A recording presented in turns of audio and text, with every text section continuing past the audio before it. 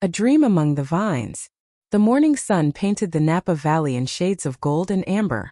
Elena Martinez stood on the wooden balcony of her family's vineyard estate, breathing in the sweet scent of ripening grapes. At 32 years old, she had transformed her father's modest wine business into one of the most respected vineyards in California. The Martinez estate was more than just land and vines. It was a living memorial to her father, who had passed away 5 years ago, leaving her his greatest treasure and his deepest dream. Elena's dark hair caught the breeze as she surveyed rows upon rows of carefully tended grapevines. Each plant represented years of dedication, countless hours of work, and an unbreakable connection to her heritage. Her father had immigrated from Spain with nothing but determination and a love for winemaking. Now his daughter stood at the helm of a thriving business that employed 50 families and produced award-winning wines. But today, Elena's heart soared for a different reason. Today marked 6 months until her wedding day. 6 months until she would marry Marcus Sterling, the man who had walked into her life 2 years ago and filled the emptiness she didn't even know existed. ####, the charming stranger. Elena remembered their first meeting with crystal clarity. She had been at a wine expo in San Francisco, showcasing her latest vintage. Marcus had appeared at her booth like a figure from a romance novel. Tall and handsome, with sandy brown hair and eyes the color of warm honey, he possessed the kind of charm that felt both genuine and effortless. "I'm not usually a wine person," he had confessed with a boyish smile. "But something told me I needed to stop here." That something had turned into everything. Marcus claimed to work in international business consulting, traveling frequently but always making time for Elena. He pursued her with an intensity that felt like destiny. Flowers arrived at unexpected moments. Handwritten notes appeared in her mailbox. He learned about winemaking just to understand her passion. Their courtship had been a whirlwind of romantic dinners, weekend getaways, and long conversations that stretched into dawn. Marcus listened when she spoke about her dreams of expanding the vineyard. He celebrated every success as if it were his own. He held her when she cried on the anniversary of her father's death, whispering promises that she would never face another loss alone. "You deserve the world, Elena," he often said. "And I'm going to give it to you." #### The perfect proposal. 6 months ago, Marcus had arranged an elaborate proposal on the vineyard grounds. He had hired a string quartet, decorated the main tasting room with thousands of candles, and invited Elena's closest friends and employees to witness the moment. When he dropped to one knee, holding a ring that sparkled like captured starlight, Elena felt her heart might burst from happiness. "Elena Martinez," Marcus had said, his voice thick with emotion, "you are my beginning and my end. Will you marry me?" Through tears of joy, she had said yes. The celebration that followed felt like a glimpse into their future. Laughter, music, and the finest wine from her cellars flowed freely. Everyone who loved Elena rejoiced in her happiness. Even her most skeptical friend, Rosa, who managed the vineyard's operations, seemed convinced that Marcus was the real deal. "I've never seen you this happy," Rosa had whispered during the party. "He better take care of you or he'll answer to me." #### Shadows in Paradise. As the wedding date approached, Elena threw herself into preparations while maintaining the demanding schedule of harvest season. This year's crop promised to be exceptional, and she was developing a new blend that would honor her father's memory. She had named it Esperanza, hope in Spanish. Marcus traveled more frequently in the months leading up to the wedding, claiming that important business deals required his attention. Each time he left, Elena felt a hollow ache, but he always returned with gifts and stories that explained his absence. She pushed away the tiny voice in her mind that questioned why she knew so little about his work, why he deflected questions about his family, why he sometimes received phone calls that made his expression turn cold before he excused himself. "Trust is everything in a marriage," her father used to say. And Elena trusted Marcus completely. 2 weeks before the wedding, Marcus arrived at the vineyard with unusual news. He had a surprise investor interested in the Martinez estate, someone who wanted to help Elena expand beyond her wildest dreams. All she needed to do was sign some papers transferring partial ownership, which would unlock millions in investment capital. "Think about it, mi amor," Marcus urged.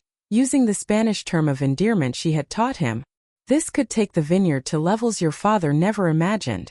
Isn't that what you want? Elena hesitated. Something felt wrong about the timing, about the pressure in Marcus's voice that didn't match his casual smile. Can I have my lawyer review the documents first? Marcus's expression flickered with something dark, but it vanished so quickly Elena convinced herself she had imagined it. Of course, he said smoothly. But we need to move fast. The investor is considering other opportunities. ####the night everything burned. 3 nights before the wedding, Elena worked late in her office, reviewing the investment documents. The numbers looked incredible, too incredible. Her lawyer had raised concerns about certain clauses, but Elena had trouble concentrating on the legal language. Her mind kept drifting to wedding details and honeymoon plans. Around midnight, she heard voices outside. Grabbing a flashlight, she moved to the window and saw figures moving between the wine storage buildings. Her heart began to race. Were these thieves? Vandals? She reached for her phone to call the police but paused when she recognized one of the figures. Marcus. Her fiancé was standing in the shadows, talking to 3 men she had never seen before. Their body language spoke of business, not social conversation. One man handed Marcus a thick envelope. Another gestured toward the main storage building where thousands of bottles of her finest wines aged in carefully controlled conditions. Elena's instincts screamed danger. She quietly made her way outside, staying in the shadows, trying to get close enough to hear their conversation. The insurance will cover everything, Marcus was saying, his voice cold and calculating in a way Elena had never heard before. Once it's gone, she'll have no choice but to sell the land. My partners already have buyers lined up. The location is worth 10 times what the business generates. And the girl? One of the men asked. What if she doesn't cooperate? Marcus laughed, and the sound chilled Elena to her bone. Elena? She's so desperate for love she'd believe anything I tell her. Once we're married, I'll have legal rights to everything. If she causes problems. He paused, and even in the darkness, Elena could sense his shrug. Accidents happen, especially during fires. #### the flames of betrayal. Elena's world shattered like glass. Every moment of their relationship replayed in her mind with sickening clarity. The charming stranger at the wine expo. The too perfect romance. His interest in the business details. The pressure to sign papers. It had all been a lie, a carefully constructed trap. She stumbled backward, and her foot caught on a loose stone. The sound made all 4 men turn toward her hiding spot. Someone's there, one of the men shouted. Elena ran. Behind her, she heard Marcus curse and footsteps pounding against the earth. She sprinted toward the main house, her mind racing as fast as her legs. She needed to call the police, grab the documents, secure evidence of Marcus's plot. She burst through the front door and headed for her office, but Marcus was faster. He caught her arm and spun her around. In the dim light, his handsome face looked like a stranger's. Elena, he said, his voice dripping with false concern. What are you doing out here so late? You scared me. I heard everything, Marcus. Her voice shook with rage and heartbreak. I know what you're planning.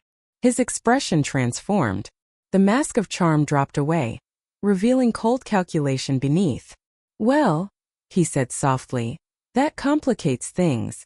The other men entered through the door behind him. Elena recognized the smell then, gasoline. They had already begun. You don't have to do this, Elena pleaded, playing for time while her mind searched desperately for escape. Take the vineyard. I'll sign whatever you want. Just let me go. Marcus studied her with the detached interest of someone examining an insect. I wish I could believe that. But you're your father's daughter, stubborn and principled. You'd never stop fighting. And I've worked too hard on this deal to let sentiment get in the way. He nodded to one of the men, who moved toward Elena. She saw her moment and took it, grabbing a heavy wine bottle from a nearby table and swinging it with all her strength. The bottle shattered against the man's shoulder, and he howled in pain. Elena bolted for the back door. Burn it all, she heard Marcus shout behind her. And find her. ###Inferno. Elena ran through her beloved vineyard with flames erupting behind her. The men had moved with terrifying efficiency, setting fire to the storage buildings, the tasting room, the production facilities. Everything her father had built, everything she had nurtured, was being consumed by orange flames that lit the night sky like a hellish sunrise. Smoke filled her lungs as she ran, making each breath agony. She could hear men shouting, searching for her among the vines. The heat was intense now, and embers floated through the air like deadly fireflies. She made it to Rosa's cottage on the edge of the property and pounded on the door. "Rosa! Call the police! The vineyard is burning!" Rosa appeared, eyes wide with shock at the sight of flames devouring the estate. She pulled Elena inside and reached for her phone, but Elena stopped her. "No. Call from somewhere else. If they trace the call here, they'll find us. Go to town. Tell the police everything. Marcus Sterling is behind this. He's trying to destroy the vineyard and kill me." Rosa's face showed her disbelief, but the terror in Elena's expression convinced her. "What about you? I need evidence. I need something they can't deny." Elena thought of her office safe, where she kept copies of all important documents, including the suspicious investment papers and records of her correspondence with Marcus. "I'm going back. Are you insane? The whole place is burning." "It's the only way, Rosa. Without evidence, it's my word against his. He'll claim I started the fire for insurance money. I need proof of his plan." Rosa grabbed her arm. "Elena, nothing is worth your life." But Elena pulled away. Her father's legacy, her future, her very identity. It was all in those flames. If she didn't fight back now, Marcus would win. He would take everything and face no consequences. #### into the fire. Elena covered her face with a wet cloth Rosa provided and ran back toward the burning estate. The main house was fully engulfed now, flames shooting from windows like dragon's breath. The heat was overwhelming, but Elena knew the layout by heart. She had grown up in this house. She found a side entrance where the fire hadn't reached yet and burst inside. Smoke immediately stung her eyes and throat, but she pushed forward. Her office was on the second floor, and the stairs were still intact, though flames licked at the walls nearby. Every instinct screamed at her to turn back, but Elena climbed the stairs. The roar of the fire was deafening, and the heat made her skin feel like it was burning even before the flames touched her. She could hear the house groaning around her, the ancient timbers beginning to give way. Her office door was hot to the touch. She kicked it open and immediately dropped to the floor where the air was slightly clearer. Crawling across the floor, she reached her safe and fumbled with the combination. Her hands shook so badly she had to try 3 times before it opened. Inside were the documents, her father's journals, irreplaceable photographs, and a small wooden box containing the first cork from her first successful vintage. She grabbed everything she could carry and stuffed it into her messenger bag. A beam crashed down behind her, blocking the door she had entered through. Elena spun around, searching for another way out. The window, it was her only chance. She ran to it and looked down. Too high to jump safely, but there was a decorative lattice she had climbed as a child. Behind her, the ceiling began to crack. Elena smashed the window with a chair and climbed out onto the lattice. The ancient wood groaned under her weight, and pieces broke away as she descended. She was 3 meters from the ground when the entire structure gave way.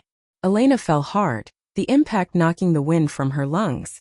Pain shot through her left leg, and when she tried to stand she screamed. Something was broken. But she had the evidence. She had proof of Marcus's treachery. Dragging herself away from the burning building, Elena watched her father's dream being consumed by flames. Tears streamed down her soot-covered face. Everything was gone, but she was alive and she had the truth. In the distance she heard sirens. Rosa had succeeded in calling for help. Police cars and fire trucks appeared on the horizon, their lights flashing in the darkness. Elena collapsed onto the earth, clutching her bag of evidence to her chest. Through the pain and smoke and devastating loss, a single thought crystallized in her mind with perfect clarity. Marcus Sterling thought he had destroyed her. He thought he had won. But Elena Martinez was her father's daughter, and she would rise from these ashes stronger than before. This wasn't the end of her story. It was the beginning of his reckoning. Hashtag the dawn after darkness. As firefighters worked to contain the blaze and paramedics rushed to Elena's side, she never let go of her messenger bag. The evidence inside represented more than proof of a crime. It was her weapon, her hope, and her promise to her father's memory. "Ma'am, we need to treat your injuries," a paramedic said gently, trying to ease the bag from her grip. "No," Elena rasped, her voice raw from smoke. "I need to speak to the police. I need to tell them about Marcus Sterling. He did this. He planned everything." A detective approached, his face grave in the flickering light of the dying flames. "Miss Martinez, I'm Detective James Cooper. I'm going to need you to tell me everything. But first, let these people help you."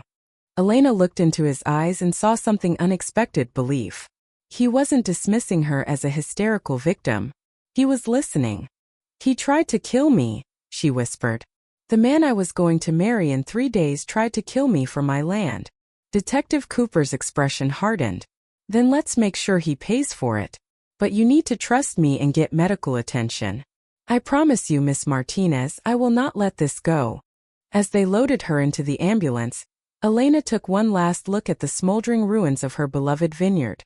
The dawn was breaking over the valley, painting the sky in shades of pink and gold. It should have been beautiful, but all Elena could see was destruction.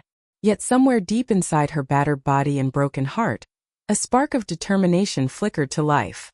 Marcus Sterling had taken everything from her except the one thing that mattered most: her will to fight. The ambulance doors closed, and Elena clutched her bag of evidence tighter. The revenge she would seek wasn't just about punishment. It was about justice. It was about ensuring that no one else would suffer at Marcus's hands. This was only the first chapter of a much longer story, and Elena was determined to write every word of it, no matter what it cost her. To be continued in Part 2. Rising from the Embers. Hospital Shadows. The hospital room smelled of antiseptic and failure. Elena lay in the narrow bed, her left leg encased in a cast from ankle to thigh, her body covered in burns and bruises that painted a roadmap of her nightmare. 3 days had passed since the fire, and the physical pain was nothing compared to the anguish in her heart. Detective James Cooper visited every day, his presence becoming a strange comfort in the chaos. He was different from what Elena expected from a police detective. In his mid-30s, with dark hair touched with gray at the temples and eyes that missed nothing, he carried himself with quiet competence. More importantly, he believed her. "We found accelerant residue throughout the property," James reported during his latest visit, sitting in the uncomfortable chair beside her bed. "Multiple points of origin. This was definitely arson. But there's a problem, Miss Martinez." Elena's heart sank. "What problem?" "Marcus Sterling has an alibi. He claims he was in San Francisco that night, meeting with business associates. He has witnesses, security footage, hotel records. Everything checks out." "That's impossible." Elena struggled to sit up, wincing at the pain. "I saw him. I heard him planning everything." James held up a calming hand. "I believe you. But believing and proving are two different things. Sterling is smart. He kept his hands clean by hiring others to do the actual work. The 3 men you described? We're looking for them, but so far, nothing." Elena felt tears of frustration burn her eyes. "So he just gets away with it? He destroys my life, tries to kill me, and walks free." "I didn't say that." James leaned forward, his expression intense. "I said it's a problem, not that it's over. Sterling made one mistake.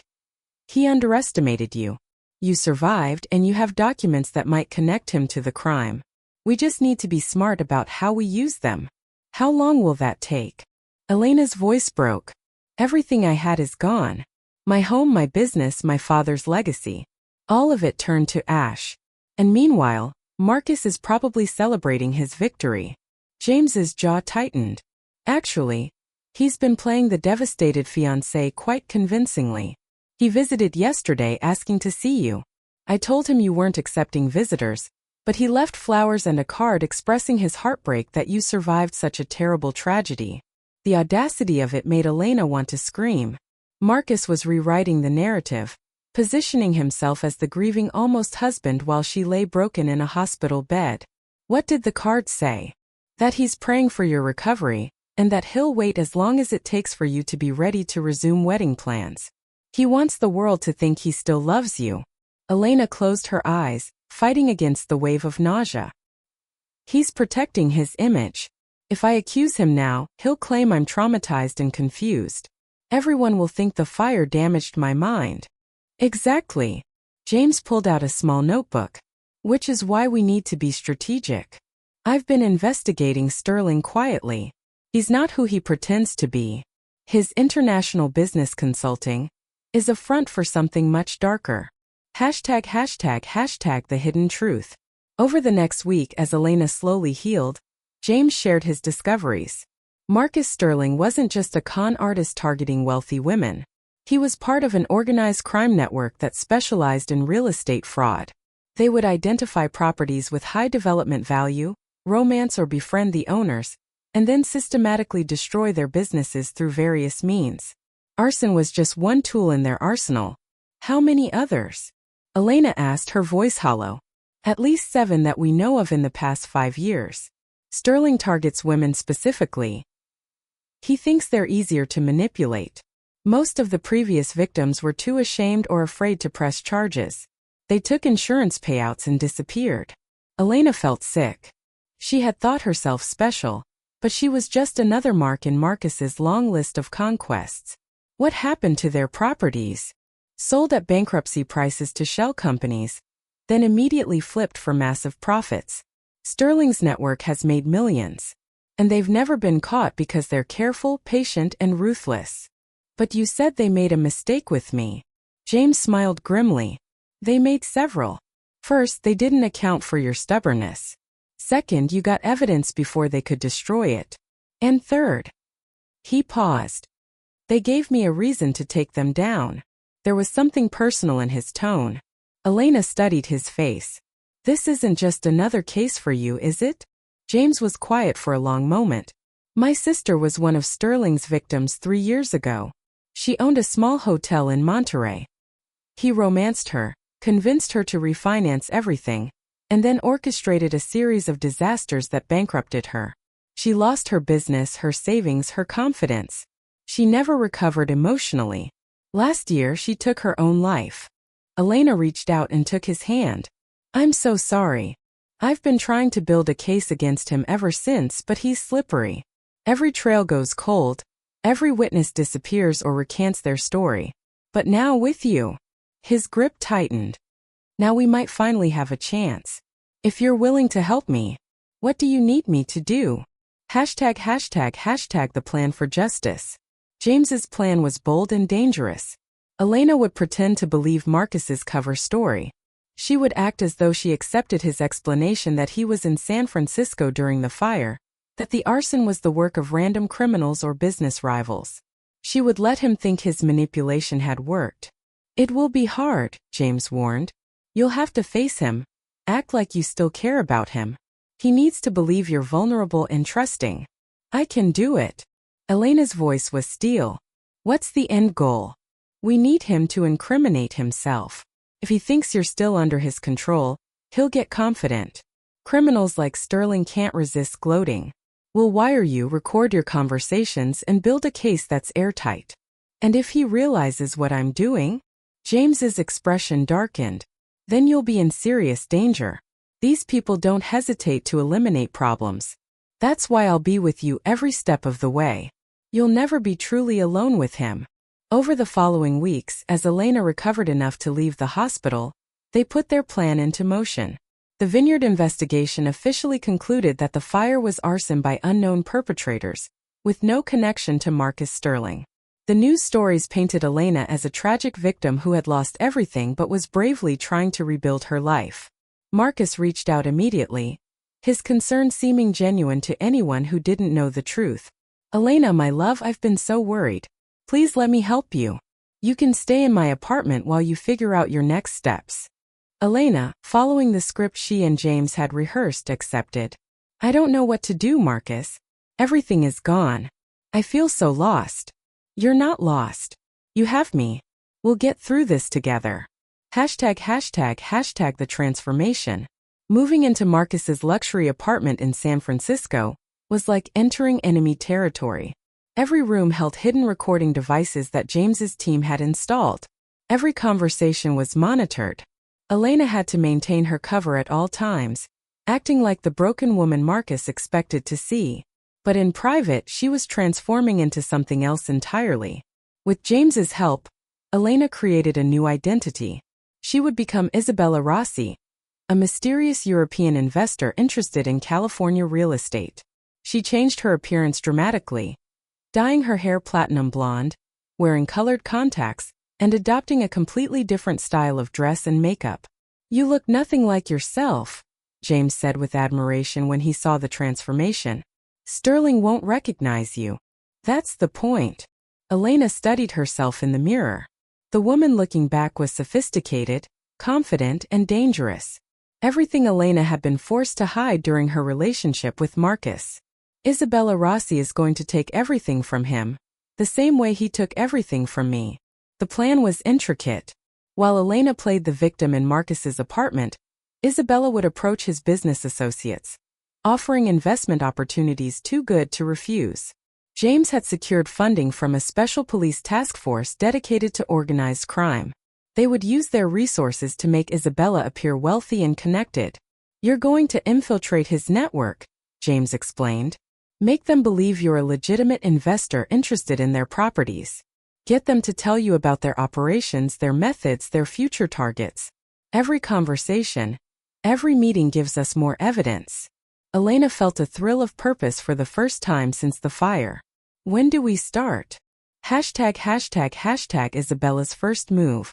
2 weeks later, Isabella Rossi walked into an exclusive business mixer in downtown San Francisco. She wore a designer dress that cost more than Elena used to spend in a month, and she carried herself with the confidence of old money. Her accent was perfectly crafted, a mix of Italian and British that suggested international sophistication. Marcus was there, of course.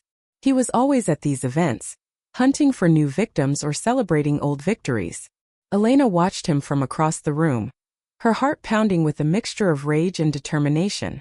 He looked so handsome, so charming, laughing with a group of businessmen who had no idea they were talking to a predator. Isabella made her move, approaching the group with a champagne glass in hand. "Excuse me, gentlemen. I couldn't help but overhear you discussing the Napa Valley market. I've been considering investments in that region." Marcus turned toward her, and Elena held her breath. Would he recognize her? But his eyes showed only appreciation for an attractive woman, no hint of recognition. "Always happy to discuss opportunities with an interested investor," he said smoothly. "Marcus Sterling. And you are?" "Isabella Rossi." She extended her hand, and he kissed it in an old-fashioned gesture that would have charmed the real Elena. Now it made her skin crawl. "I represent several European families looking to diversify their portfolios. European money is always welcome in California." Marcus's smile was predatory. "What specifically interests you about Napa Valley?" Isabella leaned in conspiratorially. "I hear there are distressed properties becoming available. Recent fires and such. Tragic, of course, but potentially lucrative for someone with vision." She watched his eyes light up with interest. He thought he had found another mark, another wealthy fool to manipulate.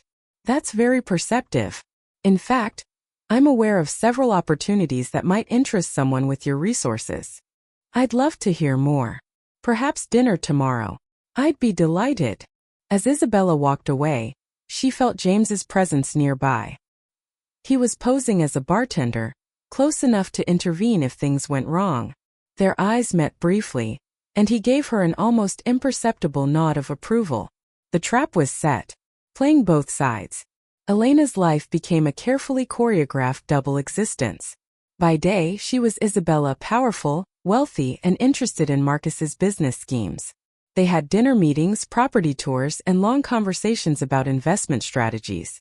Marcus was always the perfect gentleman, never crossing professional boundaries, but Elena could see him calculating how to manipulate this new player in his game. By night, she was Elena, broken, dependent, and grateful for Marcus's support. She played her role perfectly, showing just enough progress in her recovery to keep him invested in maintaining their relationship, but not so much that he would lose interest or become suspicious. "How are you feeling today, my love?" Marcus would ask when he returned to the apartment each evening. "Better, thanks to you." Elena had perfected the trembling smile, the grateful touch. "I don't know what I would do without you, Marcus. You're the only good thing left in my life." He would hold her, and she would force herself not to recoil from his touch. "We'll get through this together. And when you're ready, we'll set a new wedding date." The recordings of these conversations, combined with the business discussions he had with Isabella, began to paint a damning picture. James and his team worked tirelessly to connect the dots, building a case that would finally bring Marcus and his entire network to justice. But the strain of the double life was taking its toll on Elena. She found herself lying awake at night, staring at the ceiling, wondering which version of herself was real anymore. Was she Elena the victim? Or Isabella the avenger? Or had she become someone else entirely? A woman forged in fire and fueled by rage? #### the dangerous game. 3 months into the operation, Isabella had earned enough trust to be invited to a private meeting with Marcus's entire operation. They gathered in a waterfront warehouse, 12 men who controlled millions in fraudulent real estate schemes. Elena wore a wire so small it was virtually undetectable, and James had a team positioned around the building. "Gentlemen," Marcus announced, "I'd like to introduce Isabella Rossi. She represents the kind of serious capital we've been looking for to expand our operations." Elena, as Isabella, smiled at the assembled criminals. "Mr. Sterling has told me about your impressive success rate. I'm interested in becoming a partner, not just an investor." The leader of the group, a man called Vincent, studied her with cold eyes. "Partnership requires trust. What makes you think you can be trusted?" "I have access to dozens of properties across Europe and South America that could be acquired and flipped using your methods. I bring infrastructure and connections. All I ask in return is a share of the profits and your expertise in the American market." Vincent looked at Marcus. "You vouch for her?" Marcus nodded confidently. "Isabella has proven herself to be shrewd and discreet. She understands how our business works." "Tell us, Isabella," Vincent said. "What do you know about our methods?" This was the moment of truth. Elena had to demonstrate enough knowledge to be credible, but not so much that they would suspect she had inside information. "I know you identify high-value properties, compromise the owners through various means, force sales at depressed prices, and immediately flip for profit. I know you use arson, sabotage, and manipulation. I know you've avoided prosecution by being careful and maintaining plausible deniability." The room was silent. Then Vincent laughed. "She's got balls, I'll give her that. All right, Isabella. Let's discuss specifics." For the next 2 hours, the men detailed their entire operation. They bragged about past successes, including the Martinez vineyard. They discussed future targets. They explained how they laundered money and avoided law enforcement. Every word was recorded, every admission captured for the case James was building. But as the meeting concluded, Vincent made an announcement that sent ice through Elena's veins. "Before we finalize anything with Isabella, I want background checks run. Deep ones. I trust Marcus's judgment, but this is too big to take chances. ##### The clock starts ticking. James pulled Elena from her role as Isabella immediately after the meeting. They met in a safe house across the bay, and his face was grave. "We have maybe 72 hours before they discover Isabella Rossi doesn't exist. Once they do, they'll know it's a sting operation. So we arrest them now." Elena's heart raced with panic and adrenaline. "The evidence isn't quite there yet. We need Marcus to make one more mistake, to say something on record that directly connects him to your fire. Everything we have so far could be explained away by good lawyers. Then what do we do?" James ran his hand through his hair, a rare sign of stress. "We accelerate the timeline. Tomorrow, as Elena, you confront Marcus about what happened the night of the fire. Push him to confess. He thinks you're broken and dependent. Use that. Make him believe you'll forgive him if he just tells you the truth. And if he doesn't confess, if he realizes it's a trap, then we arrest him with what we have and hope it's enough." "But Elena," James took her hands in his. "I need to know you can do this. It's going to be emotionally brutal. You'll have to face the man who tried to kill you and beg him for the truth. Elena thought of her father's vineyard reduced to ashes. She thought of James's sister, destroyed by the same man. She thought of all the other victims who had been too afraid or too broken to fight back. I can do it, she said. I have to do it. Not just for me, but for everyone he's hurt. James's expression softened. You're the bravest person I've ever met. Something passed between them in that moment. An acknowledgement of the connection that had been growing during their months working together. But there was no time to explore it.